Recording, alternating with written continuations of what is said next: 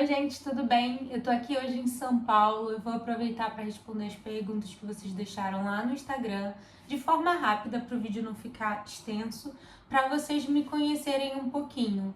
Meu nome é Gabriele, não é Gabi e nem Gabriela. Eu sou pedagoga, o que já responde algumas perguntas que deixaram na caixinha de pergunta lá. Eu sou formada pela UERJ.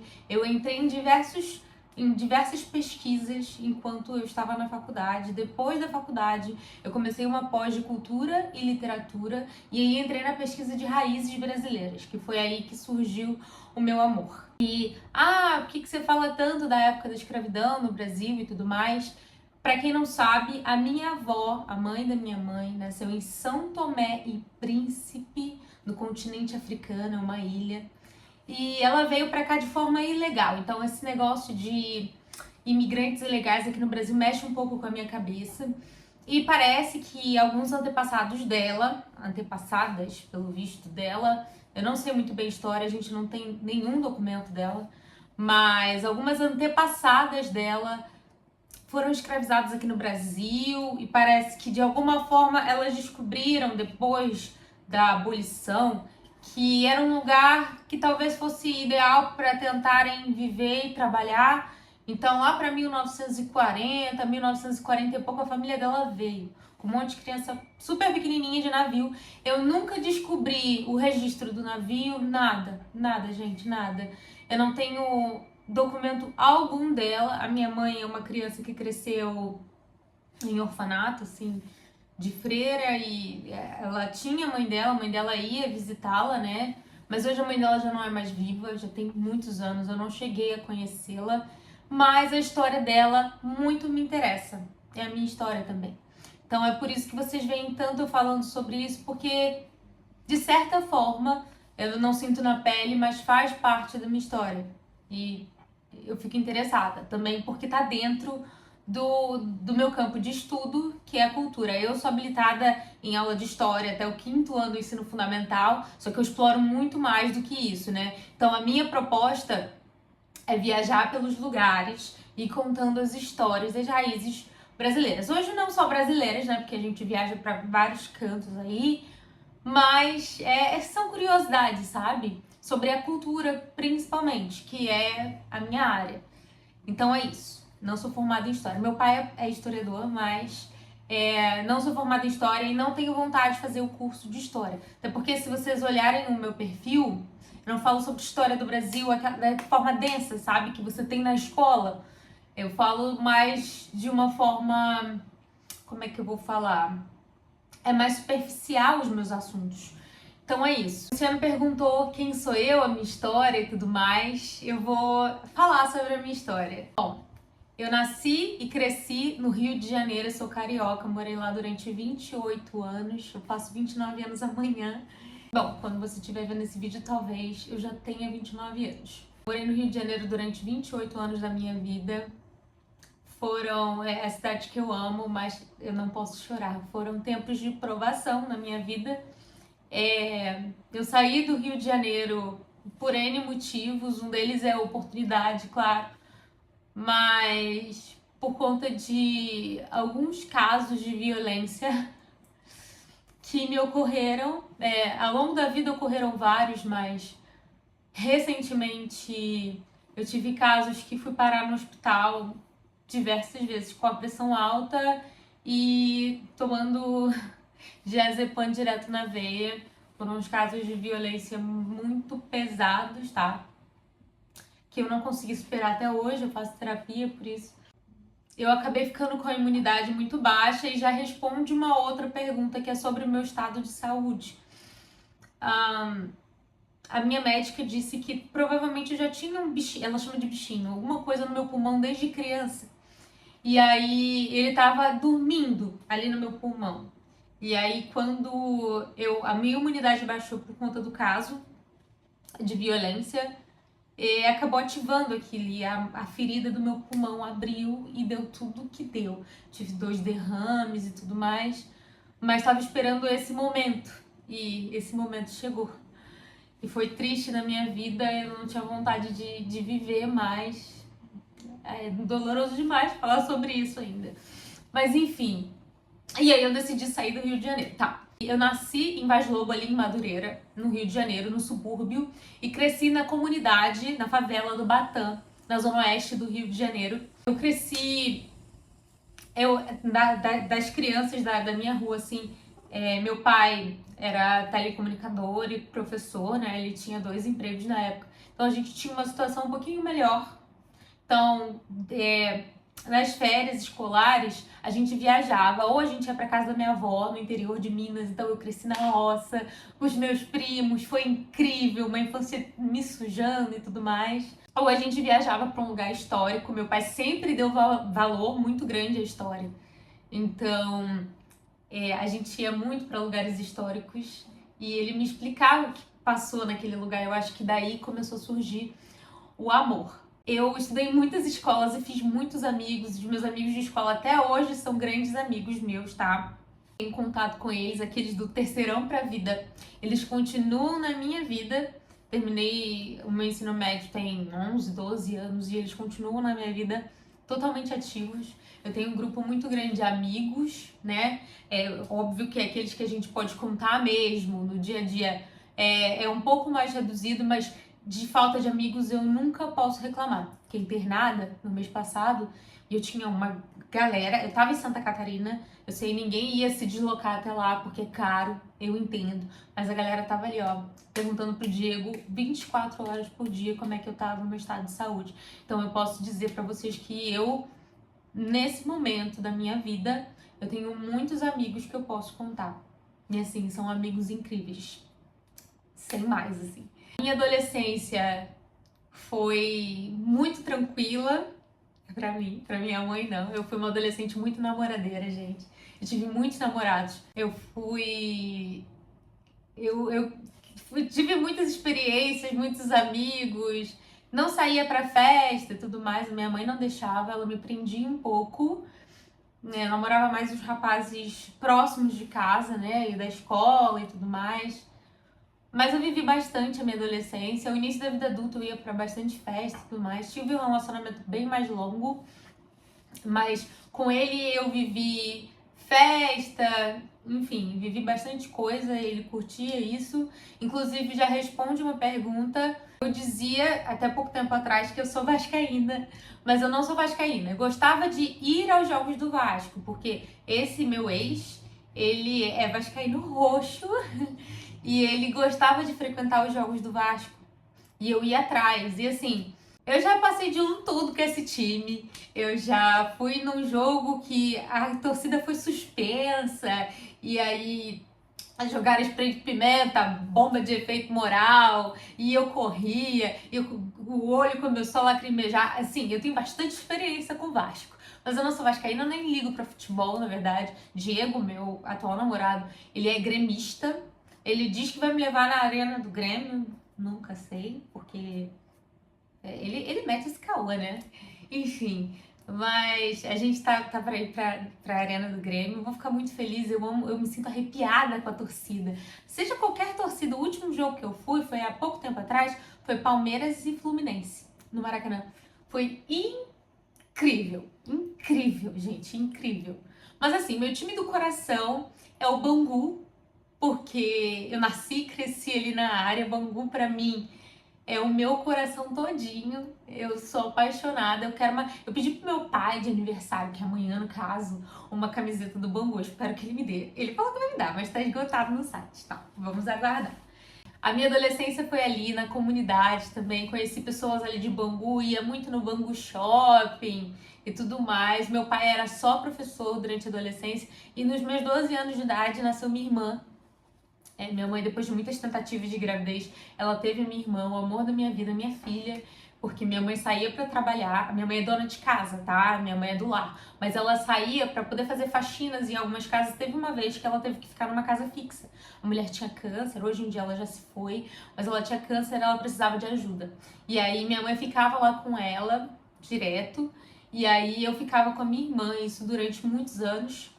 Até eu entrar na faculdade. Quando eu entrei na faculdade na UERJ de Duque de Caxias, eu fazia metade na UERJ de Duque de Caxias e eu meti um monte de eletiva na UERJ do Maracanã, porque eu queria poder dar bandinha ali no Maracanã, no centro da cidade, né? Caxias não tinha muito o que fazer, eu era um pouco perigoso ali na área, então eu não ficava rodando muito. Mas lá no centro da cidade eu rodava, e nessa época de ficar dando bandinha no centro da cidade, eu conheci a Biblioteca Parque Estadual, que fica no centro da cidade do Rio ali. Eu fiz muitos estágios ali, meus estágios obrigatórios no centro.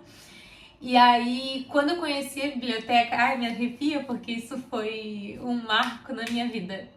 Eu descobri que tinha um concurso de literatura e nesse concurso de literatura eu fiz um cursinho lá com eles dentro da biblioteca. Eu nem sei se existe mais, eu acho que fecharam essa biblioteca estadual, enfim. Era o lugar que eu distraía minha cabeça.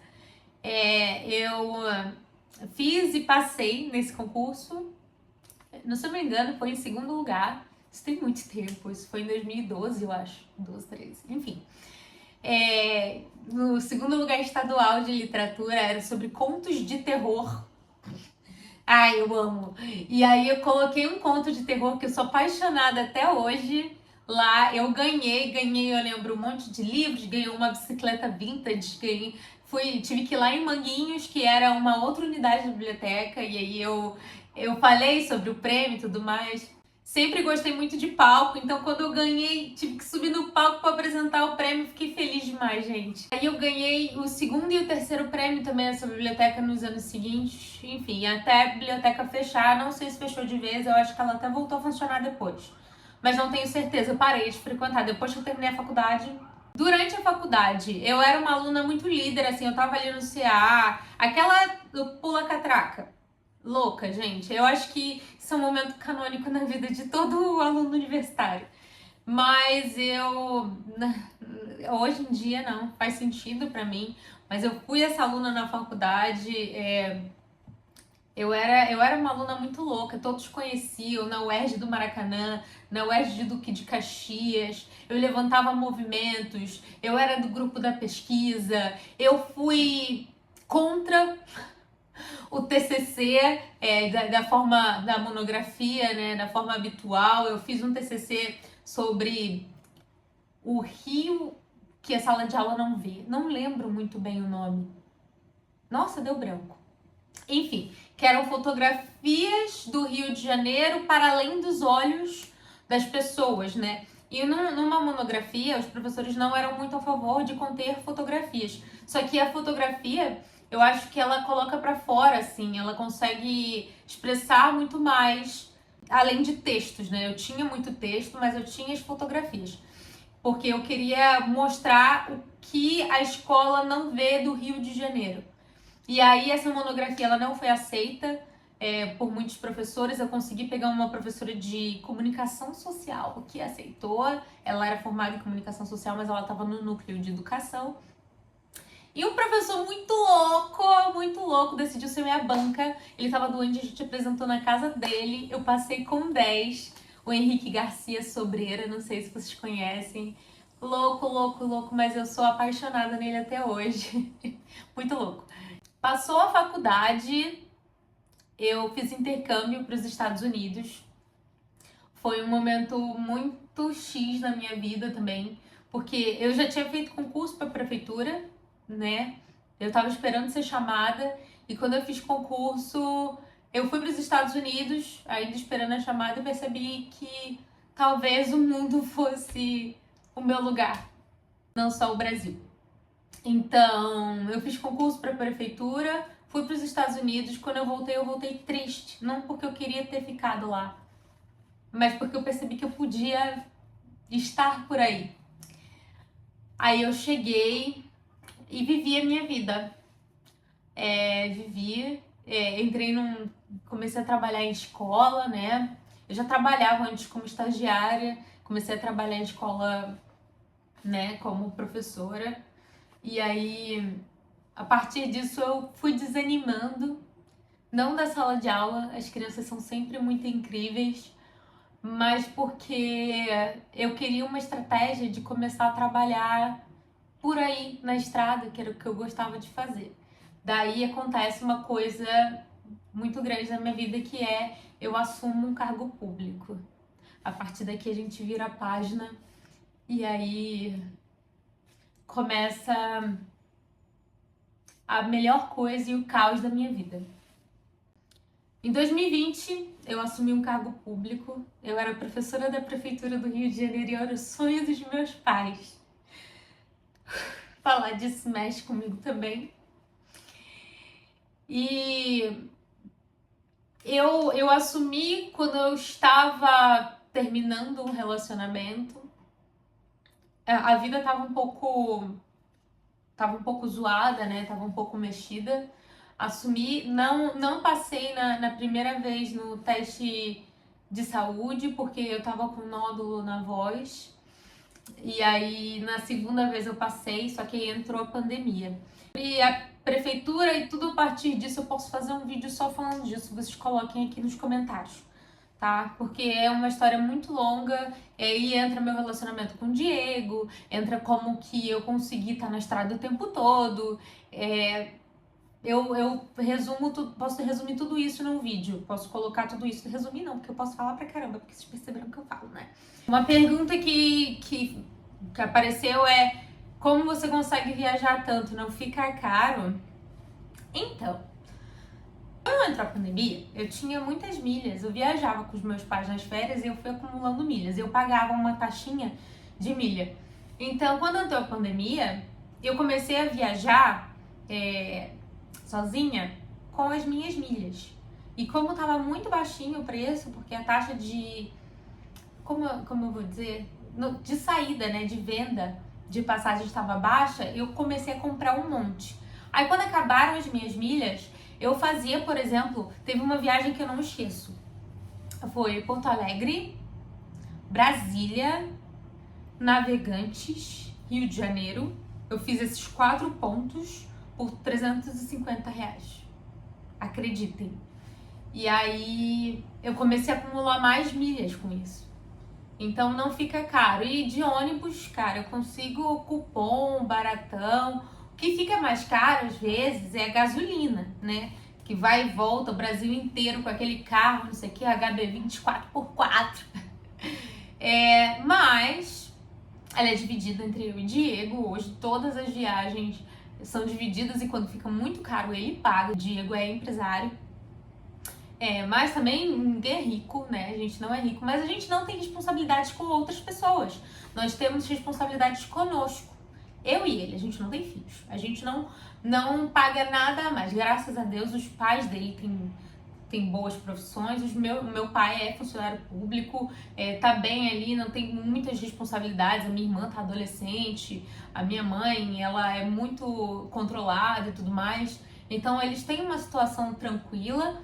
Então, eu e ele, a gente não tem gasto com nada. Então, a gente viaja. Então, não fica tão caro. Quando é gasolina, assim, a gente quer ir pra um lugar muito longe, a gasolina vai ficar cara pra caramba, a gente faz BlaBlaCar, que é um aplicativo que você divide, faz carona, né? E aí, acaba que às vezes a gente consegue ganhar mais do que o valor da gasolina.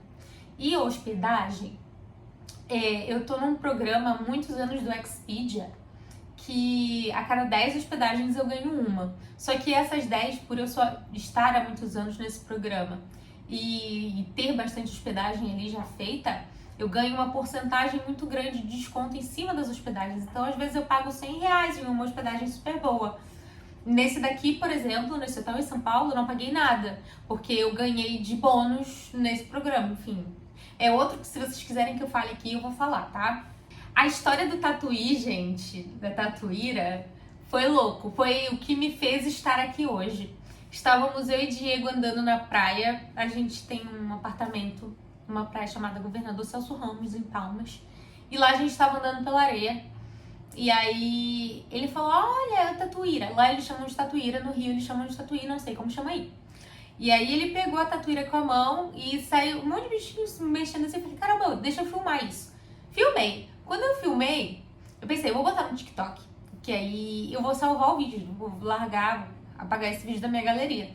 Aí eu botei no TikTok assim, meu namorado que pega a Tatuíra pra comer. Um negócio assim. E aí o vídeo deu, tipo, 23 milhões de visualizações. Eu fui dormir, quando eu acordei eu tava com 60 mil seguidores. Eu não entendi nada. E aí eu queria fazer aquilo algo útil. Foi quando surgiu a Gabi História. Gente, hoje eu vou responder somente essas perguntas, porque senão o vídeo vai ficar muito longo. Mas eu contei mais ou menos a minha história pra vocês e eu espero que vocês gostem. Até um próximo. Eu vou ver como vai sair esse vídeo. Se for legal, eu faço um próximo vídeo, tá bom? Deem like, tá? Deem like. Senão, não vai engajar e eu não vou fazer outro vídeo. E aí vocês não vão saber da minha vida. Se vocês querem saber o que vocês querem saber, vocês colocam aqui nos comentários, tá? Beijo.